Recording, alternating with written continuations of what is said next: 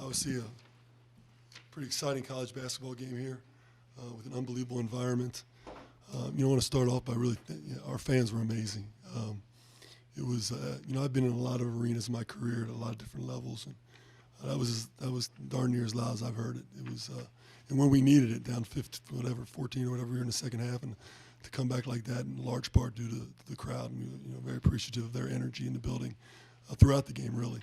It was a tale of two halves for us. In the first half, it was two things. We were emotional. We didn't handle them making shots very well.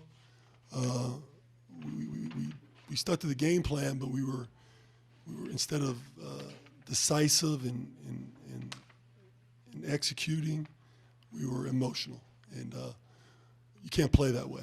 And so at halftime, I spent most of the half trying to get them to the emotional state that we needed to be. Second half, we came out and we were really good, really defended. Sat down on Giroux and really kept him from getting to his right hand. Their leading scorer, Mills, Jaron decided he was going to defend the second half and did an unbelievable job. Trey did a great job on White. So we settled down. The first 4 minutes, I knew that we were going to play well. That doesn't always mean you're going to get the outcome you want, but I knew in the first 4 minutes of the second half we were going to play well. Then they got up, all right? And they got up like that, and we acted the way we did in the first half, and there's no way we have a chance to win this game because we were too emotional. Once we got settled down and understand what we needed to execute, I didn't think the lead really bothered us. We were able to come back by getting stops, getting out in transition. Didn't make a lot of free throws tonight, so to still win the game and not make free throws, I was really proud of our guys' overall performance. You also had that comeback in a huge win, but Jaron only scored 4 points in the second half. What's that mean to this team to show, he doesn't have to be everything and we can still do this? Well, we're pretty balanced scoring-wise. We have 4 or 5 guys in double figures, not just on the season, but even in conference play. So I think one of the things that's come with Jaron getting healthy is other guys have learned how to score and make plays, and now we're more of a balanced offensive team. But make no mistake about it, he had the ball in his hands in the second half, and we were allowing him to make all the decisions. And he would have scored a lot more than he made his free throws, which he typically does. So he was still in position to score and make plays. I just thought other guys also stepped up.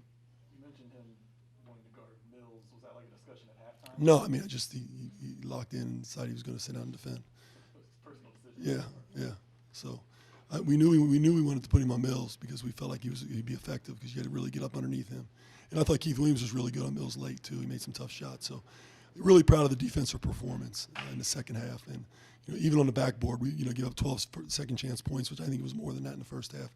I told our guys at halftime, our first shot defensive percentages had to have been pretty good in the first half. It was the second shots that were killing us, and we knew that going in. John, I know you say you never get too high or too low, but down by 15 in the second half against a team like Houston, was there a little extra fire in the locker room for this one? There was. My demeanor pretty much stays the same. It's important that our guys look over, they understand where we're heading, the direction we're going in, and I think they understand that now. But as far as it was a little too emotional, probably a little too loose to start the game.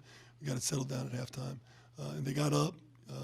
We fought back. We got some tough young men in that room, and Houston's as good as I've seen on tape. Obviously, I haven't seen Wichita yet, so I know they're really good as well. But the way they play and the way they execute, and as well coached as they are, that's a hard win, in large part due to the toughness of our guys in the second half. The games to build on, do you point to games like this? Remember what happened in that game down by 15, the way we battled back and beat a team like Yeah, I mean, you can look back at the times that we gave up leads.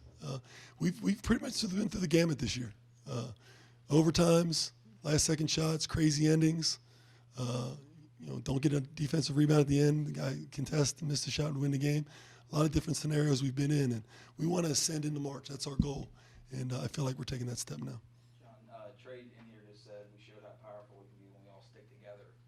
Is that what you've been preaching to this team throughout the season? Yeah, that's the term we use, powerful. As we wrote on the board before we went out. We're powerful when we're together and connected and playing for each other instead of having agendas. And they don't know how powerful they can be. I'm trying to tell them it, and I think they're starting to realize it as each day goes by. Now, what do you do on Monday when you come back to practice? Do you take the approach you've taken the last 3 weeks and go Monday, Tuesday, Wednesday to prepare for Thursday? Or do you take a step back? That'll be the challenge we have going forward. They had one field goal in the last 11 minutes, 30 seconds. Chris and Trey said there wasn't really anything different that you guys did on defense. We decided we're going to guard. The game plan was exactly what it needed to be. and they knew it, and then they took it and they utilized it. They did a good job of being in the right spots in the first half. We just didn't have our emotional, mental, and physical investment, which means play hard defensively in the first half. You went back to Keith. He had 2 fouls and the under 8 timeout in the first half. Did you just feel like you needed his athleticism out there? I did. I felt like it was. I'll never say getting away from us, but I felt like the game was going in the direction, and I felt like I had to put him back in at that time. And you learn. It's the first year I've coached these guys, so you learn. Like Chris Vogt, I know when I can take him and I'm learning these guys that they can play through 2 fouls, and Keith showed tonight that he can. Just same with maybe Harvey in terms of athleticism. He hasn't played a lot more 18 minutes. Well, Zach's an example of a guy who hasn't played a whole lot. And listen, I'm not going to get on a rant, but basketball doesn't lie. It's truth serum. Okay, so if you put in the work each and every day, and you're willing to go out and be aggressive during games, it's going to pay off. If you don't, then you're not going to take advantage of an opportunity. Zach Harvey has been really, really good the last 3 weeks in practice. He gets an opportunity, takes advantage of it. I mean, it's the way the game works. You have to put into it to get out of it. And that's what we preach to our guys all the time. And it's Zach Harvey tonight. It could be somebody else tomorrow. Have you ever seen a player bite another player in a scrum? I didn't see it. So, I mean, obviously they told me, but and not that I'm aware of. What was the explanation you get from officials or maybe your players after the game? The officials just came up and said that, it was a flagrant foul, and we got the ball playing technical, and the player was kicked out, and we got the ball back. So all I was thinking about is what we were going to run when we took the ball out. Mamadou didn't give you any explanation after the game? No, it wasn't a topic of conversation at all. John, you kind of have a low gravelly sounding voice. It's a little more hoarse right now. You talked about practice on Monday. How do you recover the voice? Hot tea? Well, so Dr. Mangine, not quite a doctor, but he might as well be. I did hot tea, which I hate. I did chicken noodle soup hot, which I did like, and none of it worked. So there's some remedies my mother has for me that I can't say on air right now that I'll probably utilize maybe. You have to be ready for Monday, right? It has to be. Yeah, I got to be ready. The guys got to be ready. I got to be ready. Trey's had games where maybe they've played off of him and he hasn't scored or hasn't played as well. Tonight they're doubling Chris. Keith gets foul trouble. Aaron Buffalo the second half. He has a double-double for us. Well, Justin, I knew going in that they were, and we run our stuff through Jaron and Chris, and I knew that, and what they do well is take away the centers and the guards. So I knew that those guys were going to have to step up. I didn't say that to them, but I knew they'd have to step up at some point. And Trey's a senior. I mean, he wanted to, this was an important game for us, and he took advantage of it. So as soon as the buzzer sounded, man, you went over and dapped it up with someone. Obviously, that's a sigh of relief. What was going through your mind when that open look, that 18-footer or so was right there for the taking? For one, I was just praying that he missed it because I put the blame on me on that last rebound. I should have had it, but I mean, I was just praying that he missed it. And when he did, and the buzzer went off, it was a big relief. We was putting on for the city. I mean, I feel like we're getting back to where we all thought we would have been in the beginning. So it was a big sign of relief for real. It was a great win. Trey, how big of a win is it for the team to be 15 down in the second half of the top 25 team, and for you guys to show that resilience and to fight back and win this game right at the buzzer? How big of a win is that for this team this year? It's a big win. I mean, it's gonna help everyone's confidence. I know that for a fact. I mean, just showing us how powerful we are when we all stick together. Execute the game plan and just go out and play hard. And that's what we did. Coach was challenging us all week. And we had to be the tougher team. And in my opinion, we was a tougher team, and we won.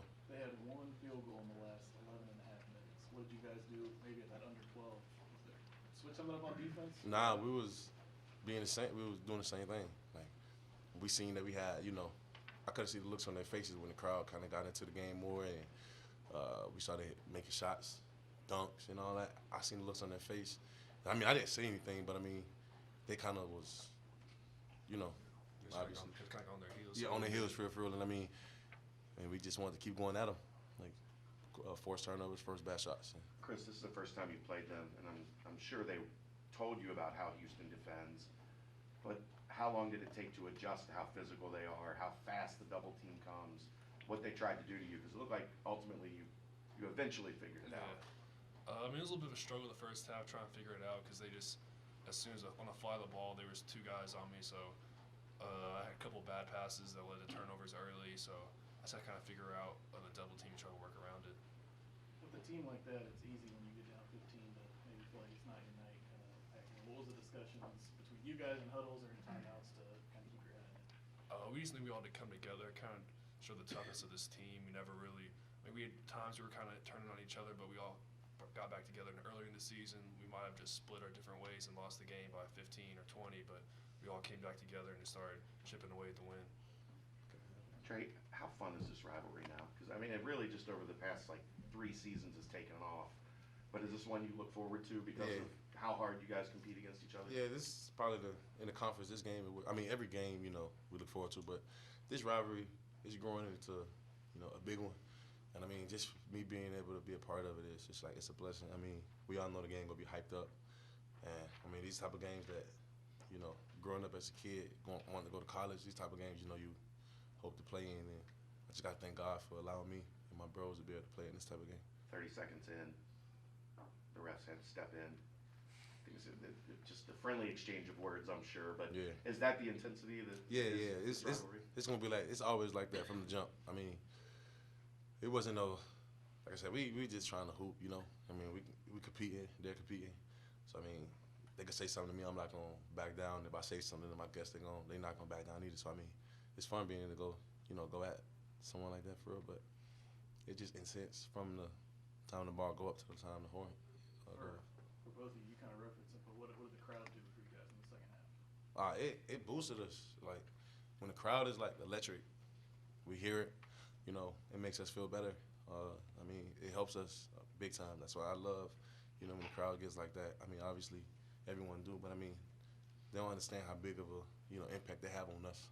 So I mean, I just got to thank them for that. I'd say it gave us a huge lift there. I mean, there's times we were getting tired on defense, and that kind of just gives us a second wind, hearing the crowd behind us, and also just added into, like, I could tell the other team, just all the noises, like, adding confusion. There was just, people were getting scattered around, like, not hearing calls, so just overall the noise was a big factor.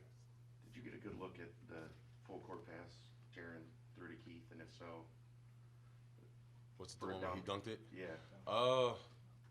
I kind of seen it. Huh? The bounce, like, Yeah, yeah. bounce, the But low- I kind of low seen it from bounce like a pass. weird angle. I kind of seen it from like I seen like one of Houston's player kind of in front of him, so I thought he could have get his hand on it. But when I saw the ball go through, and I knew it was Keith, like I just stopped, bro. This is dunk. I just stopped. So I mean, great players, Jaren and Keith make big time plays, and that's what both of them did. Is that the Jaren difference, him being a point guard? Yeah, it's been helping. There's few people that can make that type Yeah. of pass. It's been helping the team. It's been helping himself, and it's been helping our team. I mean, he's a bigger guard. He could see, over people. He could point guards. If we got like an advantage at the opposing team point guard, I mean, we could do a lot of things with it. So I mean, it helps a lot for real. They're doubling Chris. Keith went out with some foul trouble. Did you feel like you were going to have to, 16 points, 11 rebounds, and 4 assists. You feel like you're going to have to do that tonight with the way they're playing you guys? I just knew it was gonna be a tough game of battle, and I had to convert on all my opportunities. So whatever my teammates gave me, whatever Houston gave me, I just went with it. I mean, we practiced a lot of stuff. A lot of stuff that we did was we prepared for it. But I mean, coming into the game, I knew what type of game it was gonna be, and whatever I needed to do to get us a win, I was gonna do it by any means. Saw what Tulsa beat Wichita State tonight. I believe you're tied for first now in the conference right up there. I mean, how much, I know you don't watch standings a lot, but just kind of knowing, man, like, okay, now we're in this battle, now we're in this thing, you get a win like tonight, how much of a boost is that? It's a big boost. I mean, thank God for Tulsa. But I mean, it's a big boost. And we got the players, we've been there before. A lot of us been there. Coach Brannen been there, before he came here. Chris Vogt. I mean, so we all know what it takes, and we just got to continue to play well, and the rest will handle itself. How huge was the minutes that Zach Harvey gave you guys, especially in the second half? It was big. Zach was big time.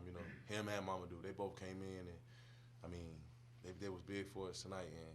And I just go back to show them, just stay the course, wait your turn, wait your opportunity, and when it comes, take advantage of it. And that's what both of them did. So my hats off to them.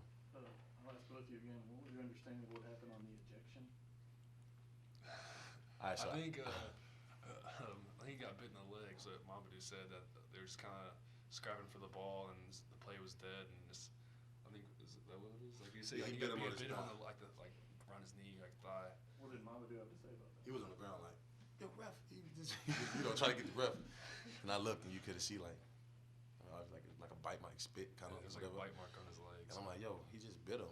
And then the dude was like, you know, he sold it real good. You know, got the ref's attention for real, and led to the ejection. You ever see anything like that? Nah, I ain't never seen that. Like sweaty, another man biting another man's leg. Like, you know what I'm saying? That's